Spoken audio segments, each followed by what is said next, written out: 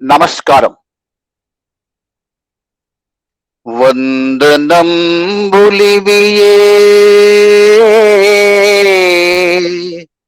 సత్యయోగ ప్రసాదినే వందనంబులివియే కుంభకోణ నివాసినే వందనంబులివియే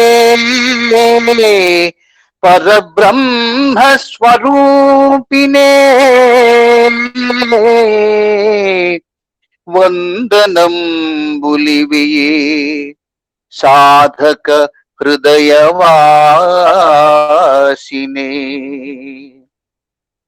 మము బ్రోవగా వచ్చిన master CVB ప్రభో అందుకోవయ్య మా కోటి వందనములివే అందుకోవయ్య మా కోటి వందనములు ఇవే.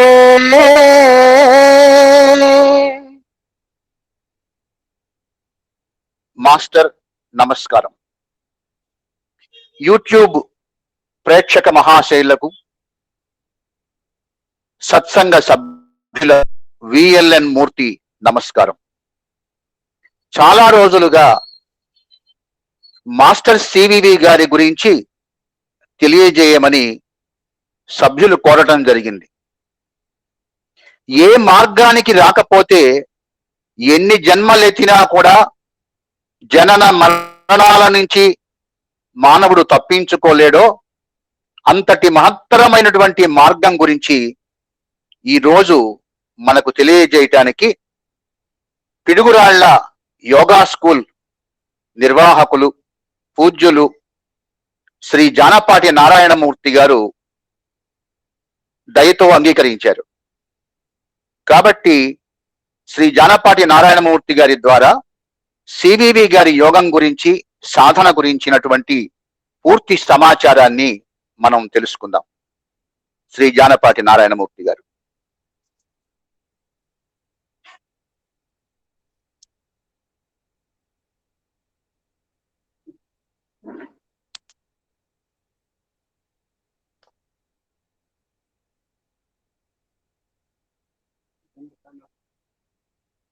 పర్లేదా?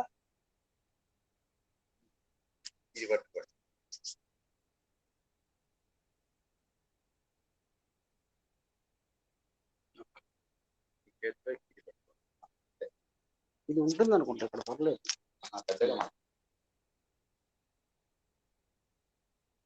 అందరికీ నమస్కారం అండి. మీ ఈ యోగమును తెలుసుకుందాం అనేటువంటి అభిరుచి ఉండటమే ఒక యోగ్యత. దేనికి యోగ్యత అంటే ఈ యోగం చేసుకోవడానికి యోగ్యత. సరే, ఈ యోగము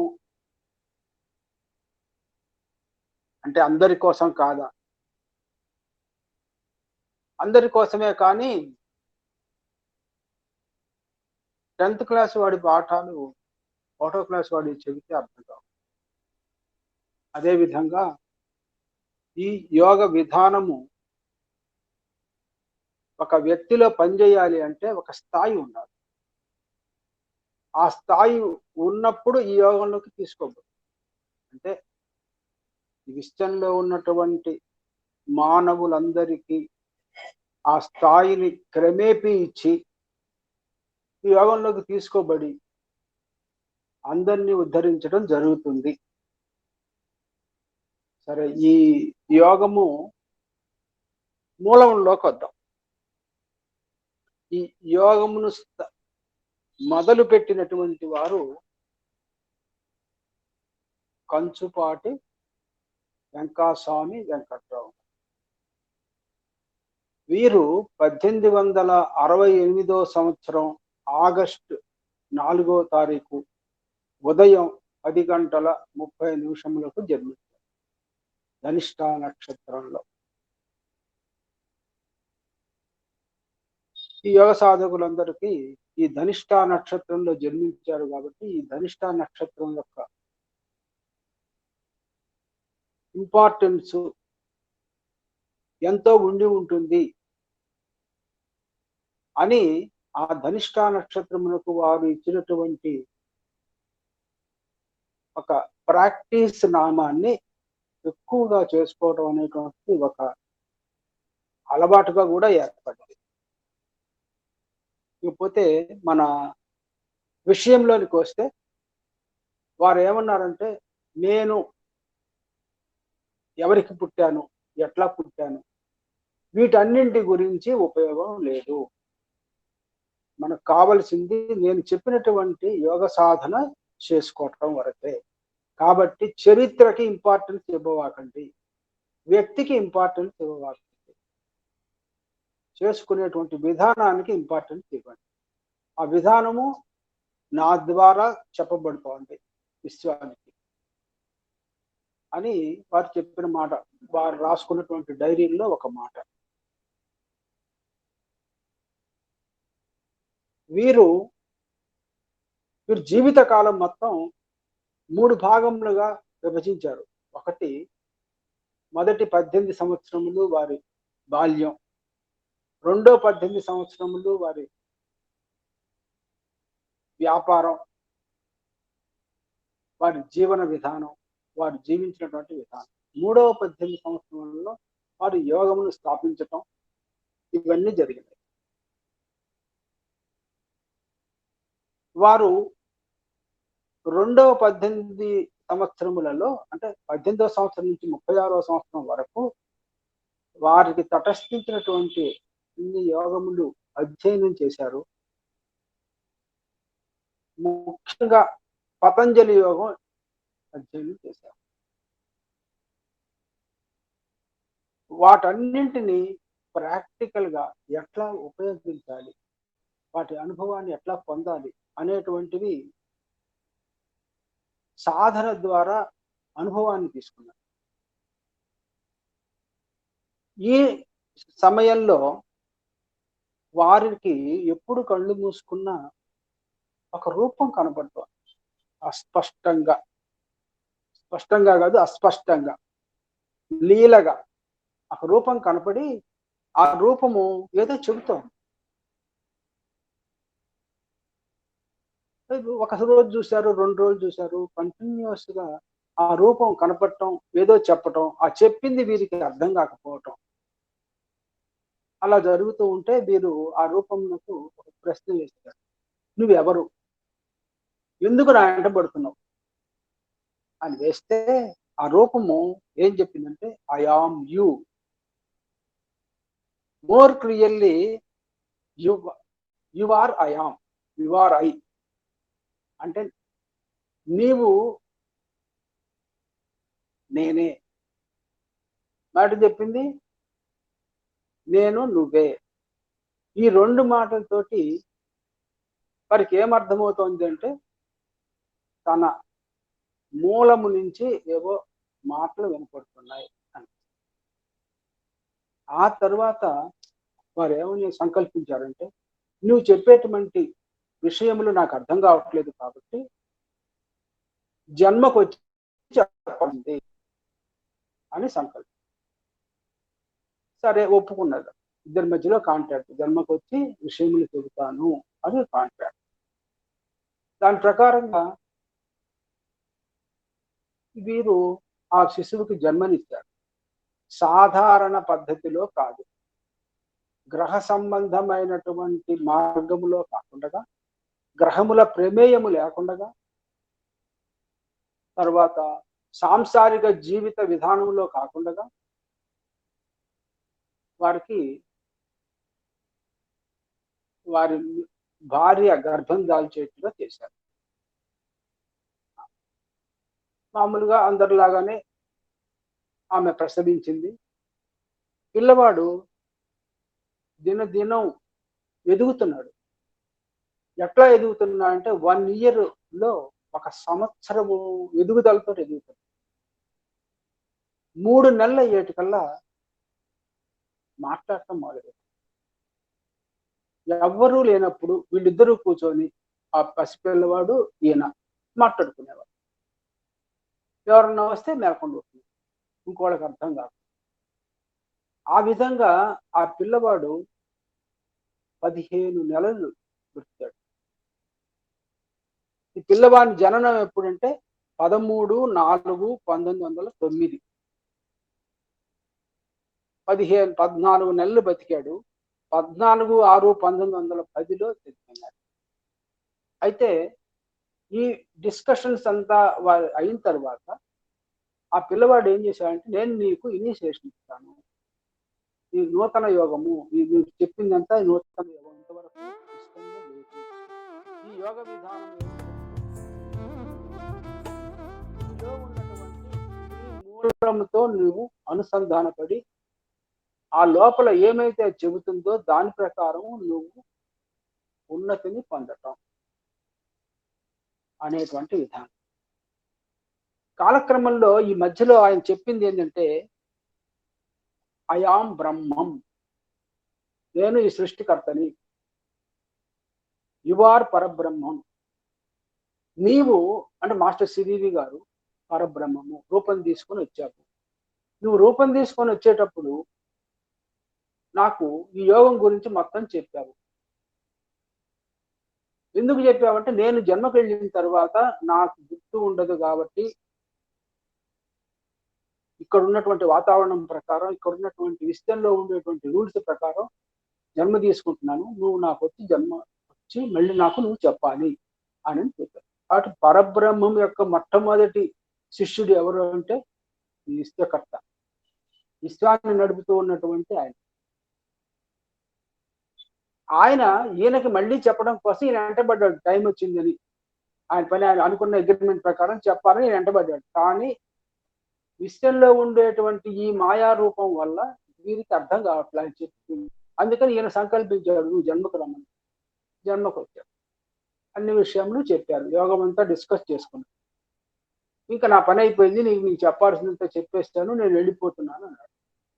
కాదు, ఉండాలి నువ్వు అన్నారు గారు. అని అంటే, లేదు నేను చెప్తాను, నీ కంటిన్యూషన్ మాత్రం ఉంటుంది, నేను శరీరం లేకుండా కూడా చెప్పగలను నీకు, అన్ని శరీరం లేకుండా కూడా నీకు కంటిన్యూషన్ లో చెప్తూనే ఉంటాను అని చెప్పి వారు చనిపోయినారు. ఎవరు? పసిపిల్లవాడు, 14 సంవత్సరాల పిల్లవాడు చనిపోయినాడు. మాస్టర్ గారికి వారు చనిపోవటం ఇష్టం లేదు. అందుకోసం విష్ణువునకు దూరంగా ఉన్నటువంటి, అతీతంగా ఉన్నటువంటి ప్రాణ నిల్వ దగ్గర నుంచి ప్రాణాన్ని అందించి బతికించుకున్నారు.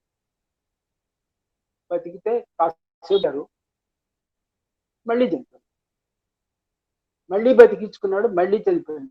అప్పుడు చివరికి ఆయన ఏం చెప్పాడంటే, నాకు ఇక్కడ మెమోరాండం లేదు, ప్రణాళిక లేదు, జాతక చక్రం లేదు, ఈ గ్రహముల ద్వారా పొందిన జాతక చక్రం లేదు, కాబట్టి నేను ఇక్కడ ఉండలేను, నేను వెళ్ళిపోతాను, నీకు నేను అరూపంగానే చెప్తాను, అరూప స్థాయిలో చెప్తాను. ఆ విధంగా ఈ యోగం యొక్క ఆది ఆ విధంగా జరిగింది. అప్పటి నుంచి వీరు ఏం చేశారంటే, వారితోటి కాంటాక్ట్ లోకి రావడం ప్రయత్నం చేసినప్పుడు వీరు వారు చెప్పిందంతటిని అవగాహన చేసుకొని రాసుకోవడం ఇబ్బంది అవుతుందని చెప్పి ఒకరిని వారికి లింక్ ఉండేట్టుగా ఒక శిష్యుని ఏర్పాటు చేసి, ఆ శిష్యుడు పడుకుంటాడు, అతన్ని ఆయన పేరు, ఆ పిల్లవాడి పేరు చందు, చందు తోటి లింక్ ఏర్పడడం. ఈ లింక్ ఏర్పడంగానే, అంటే ఇది ఏర్పరచుకోవడానికి అతని స్వయం శక్తితో కాదు, మాస్టర్ గారి శక్తితో లింక్ ఏర్పరచుకోగానే అతని నోట్లోంచి మాటలు వినపడతాయి. ఆ వినపడ్డవన్నీ రాసుకోవడం మొదలుపెట్టారు. అలాగే గ్రంథస్థం చేశారు. ఈ గ్రంథస్థం చేసే దానిలో మొదటి శిష్యుడు ఎవరు అంటే,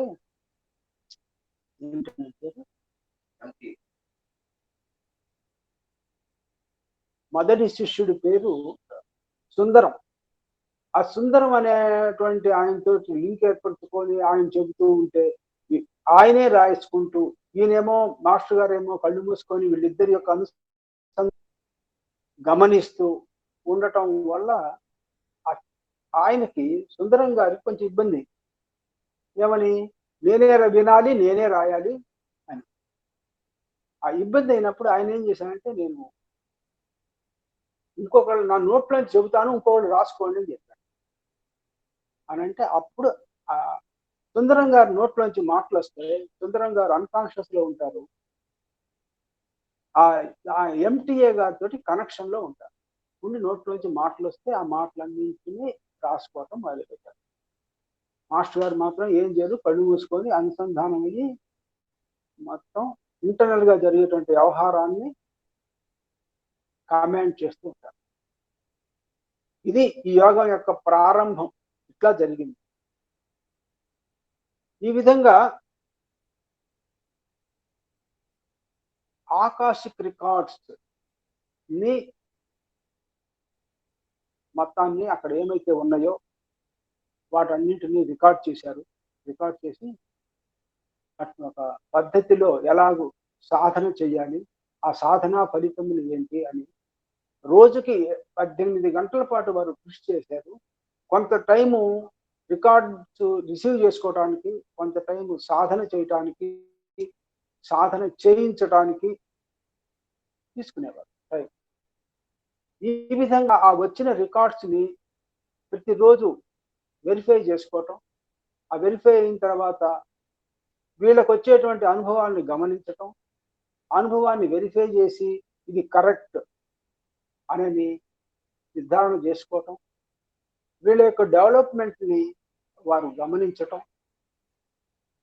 గమనించి ఈ రికార్డ్స్ సాధన చేయటం వల్ల గ్రాడ్యువల్ గా ఉన్నతి ఉన్నది అని వారు గమనించి కరెక్ట్ గా ఉంది ప్రాసెస్ అంతా అని ఈ విధానాన్ని స్థిరపరిచారు.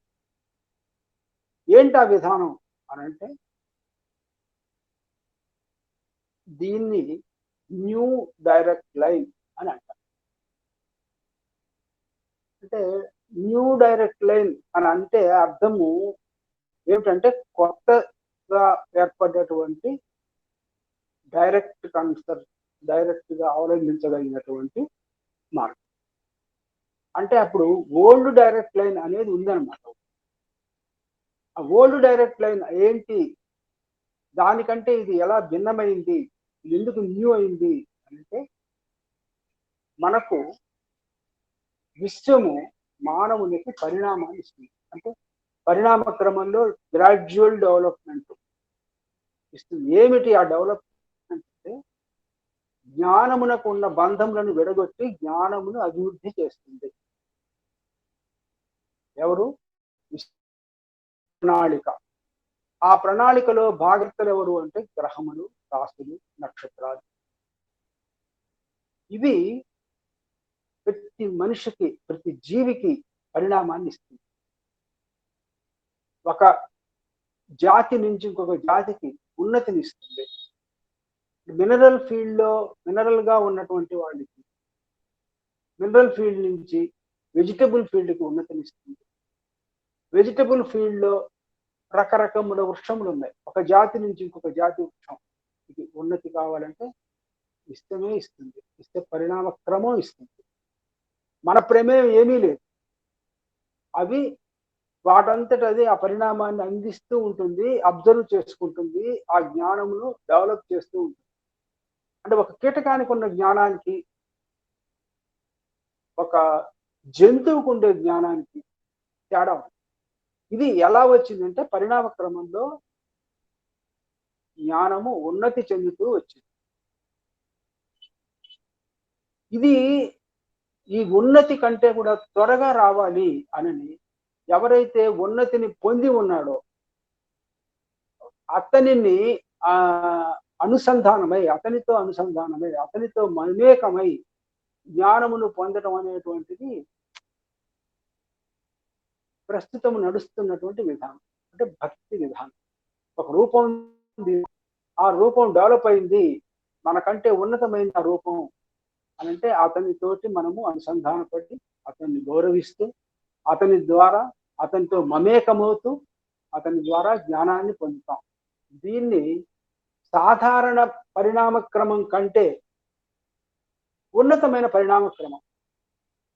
ఒక రూపాన్ని ఆరాధించటం, ఆ రూపంతో మమేకం అవటం అనేటువంటిది ప్రస్తుతం నడుస్తూ ఉన్నటువంటి భక్తి భావం, లేకపోతే పూజా విధానం. ఏవైనా అతన్ని తృప్తిపరచటం, అతని ద్వారా మనం పొందటం, డెవలప్మెంట్ని పొందటం. ఈ విధంగా సాధారణ పరిణామం కంటే వేగంగా పరిణమించేటువంటి విధానాన్ని మానవుడు కనుక్కున్నాడు. అదే ప్రస్తుతం అమల్లో ఉంది. ఈ విధానం వల్ల ప్రతి జన్మలో జన్మతోటి వచ్చినటువంటి బంధములను తొలగించుకోవటం, ఆ జ్ఞానమునకు పరిపక్వతనివ్వటం అనేటువంటిది జరుగుతూ ఉంది. మనకు తెలిసిన విధానమే. ఇప్పటికీ మనకు ఏదైతే మనకంటే శక్తివంతమై ఉన్నదో దాన్ని మనం ఆరాధించటం, దాంతో మమేకం అవుతాం. మమేకమైనందువల్ల మన మన స్థూల శరీరము కాకుండా మన ఆంతరంగిక శరీరము, ఆ డెవలప్ అయిన ఆంతరంగిక శరీరంతో మమేకం అవటం వల్ల మనకు డెవలప్మెంట్ త్వరగా వస్తుంది. ఇది ప్రస్తుతం నడుస్తున్నటువంటి పరిణామ క్రమంలో ఉన్నత విధానం. ఇది అందరూ ఆమోదించిందే. మనుషులందరూ ఈ జాతి వాళ్ళని ఆ జాతి వాళ్ళని లేదు. ఒకరికి విలువిద్య వచ్చు, వాడిని అనుసరిస్తున్నాం, వాడంతటి వాళ్ళు మళ్ళీ అవుతుంది విలువిద్యతో నేర్చుకొని. అలాగే ఇంకొక విద్య వచ్చు.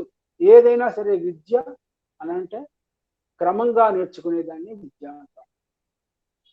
ఈ క్రమ పద్ధతిలో నేర్చుకునేటువంటి విధానములో ఇప్పటికి ఎన్నో కల్పములు గడిచినప్పటికీ మన ఉన్నతి చాలా తక్కువ ఉన్నది అని, ఈ ఉన్నతికి ర్యాపిడ్ స్పీడ్ ఇచ్చి పరబ్రహ్మం యొక్క లక్ష్యమును చేరేట్టుగా మన రూపములను ఏర్పరిచినటువంటి వాని లక్ష్యం ఏదైతే ఉందో, ఎందుకోసమైతే ఈ రూపాన్ని మనకు ఇచ్చారో ఆ లక్ష్యాన్ని పొందేటట్టుగా ఈ యోగం వచ్చింది. పొందటం కోసం, ఇవ్వటం కోసం ఈ యోగం వచ్చింది. ఎందుకంటే ఎన్ని కల్పములు గడిచినా ఇప్పటికీ కొన్ని వేల కల్పములు గడిచిపోయినాయి. కానీ మానవ దశకు వచ్చిన తరువాత ఉన్నతి రావట్లేదు. మానవ దశకి రాకముందు ఉన్నతి బాగానే ఉంది. ఎందుకని అంటే మానవ దశలో బంధములు ఏర్పరచుకోవడం ఎక్కువైంది.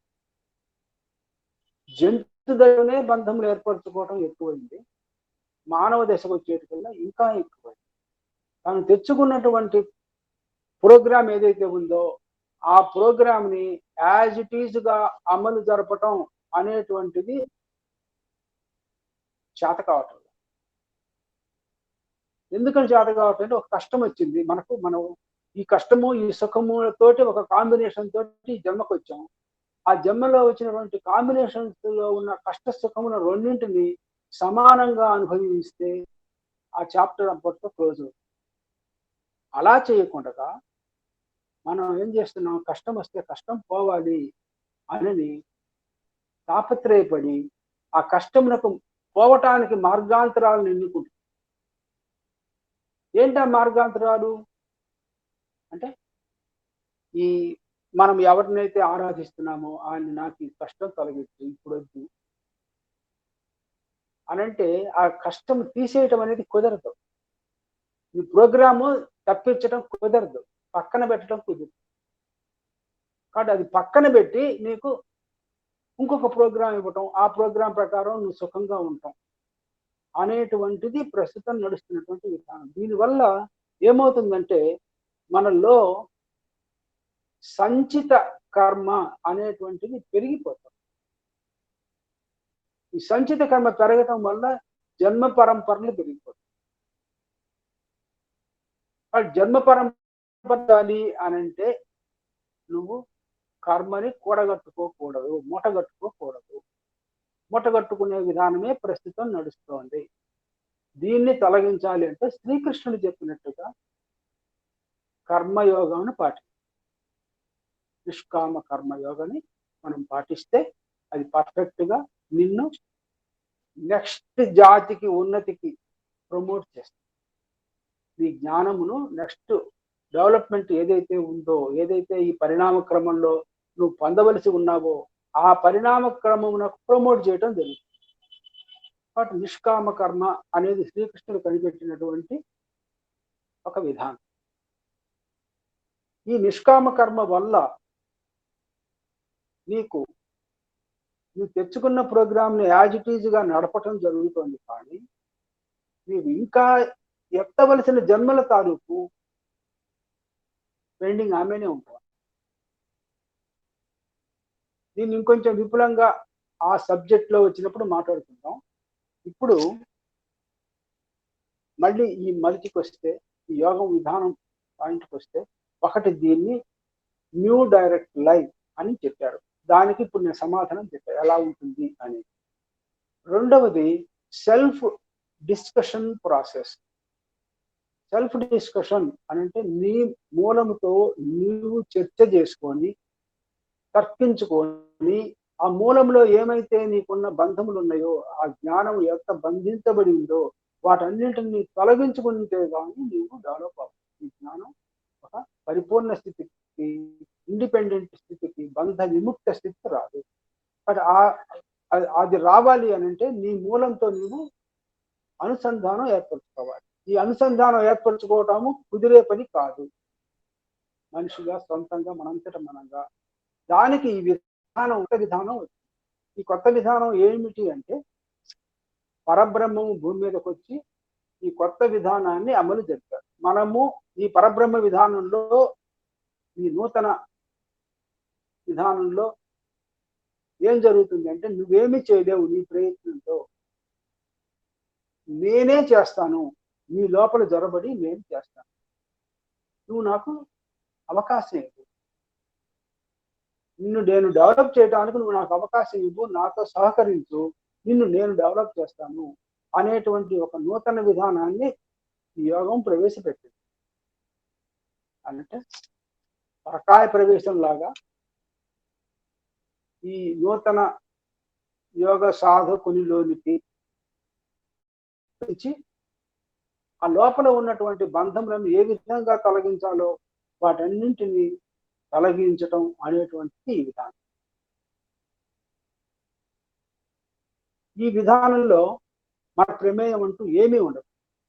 మనం సహకరించాలి అని అంటే ఏం చేయాలి? కళ్ళు మూసుకొని లోపల ఏం జరుగుతుందో అబ్జర్వ్ చేయాలి. ఈ అబ్జర్వేషన్ చేస్తే లోపల ఆ పరబ్రహ్మ తత్వము ప్రవేశించి మనల్ని పరిశుద్ధం చేస్తుంది. ఏం పరిశుద్ధం చేస్తుందంటే జ్ఞానమునకున్న బంధములను విడగొట్టి పూర్ణ జ్ఞానిగా తయారు.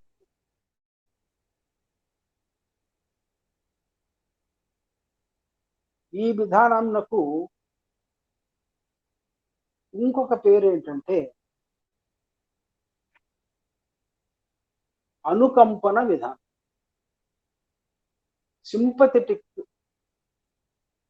డైరెక్షన్.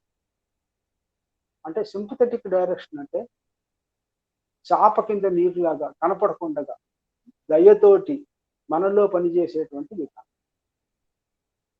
అంటే ఒక వ్యక్తి తను సంకల్పించినటువంటి విషయములను ఇతరులలో జరిపించేటట్టు చేయటం. కనపడదు మనకు, అది ఏం జరుగుతుందో కూడా కనపడదు, కానీ జరుగుతుంది. కాబట్టి ఈ జరిగేటువంటి కనపడకుండా జరిగేటువంటి విధానమును ప్రవేశపెట్టడం జరిగింది. దాన్నే ఇనీషియేషన్ ద్వారా సాధకునిలోనికి మాస్టర్ గారి తత్వం ఏదైతే వారు భూమి మీదకు వచ్చి ఒకళ్ళ తర్వాత ఒకళ్ళకి అందిస్తూ డెవలప్ చేశారో ఆ తత్వమును మనలో ప్రవేశపెట్టి అది పనిచేసేటట్టుగా చేయాలి. అటు ఇనిషియేషన్ అనే ప్రాసెస్ దీంట్లో నడుస్తున్నది. ఆ దాని ద్వారా సాధకునిలోనికి ఇనిషియేషన్ ఇచ్చినటువంటి వ్యక్తి యొక్క మూలం హయ్యర్ ఏదైతే ఆల్రెడీ మౌల్డ్ అయి ఉన్నదో ఆ మూలము అతనిలో ప్రవేశించి అతన్ని క్రమేపీ బాగు చేస్తుంది. ఇది ఈ విధానం యొక్క ముఖ్య లక్ష్యం. అంటే మనమేమీ చేయక్కర్లా, ఒక సాధకుడు తనేమీ చేయక్కర్లా, తాను సహకరిస్తే చాలు. సహకరించడము అనంటే అనుసంధానం అవుతుంది. ఎవరితోటి? తన మూలముతోటి అనుసంధానం అవుతుంది. తన మూలంతో అనుసంధానమై తన మూలంతో చర్చ చేసుకునే విధానాన్ని యోగము ఏర్పాటు చేసింది. ఈ అనుసంధానం అయ్యేటువంటి పద్ధతిని ఎవరిస్తారు అనంటే మనలో జరబడ్డటువంటి ఇనిషియేషన్ ద్వారా మనలో జరబడ్డటువంటి ఆయన మనకు అందిస్తాడు. మన మూలమునకు మనల్ని, మన జ్ఞానమునకు, మన హయ్యర్ లో ఉండేటువంటి మూలమును కలుపుతాడు. కలిపినందువల్ల అది పనిచేయటం మొదలుపెట్టింది. అది ప్రాక్టికల్ గా తెలుస్తుంది.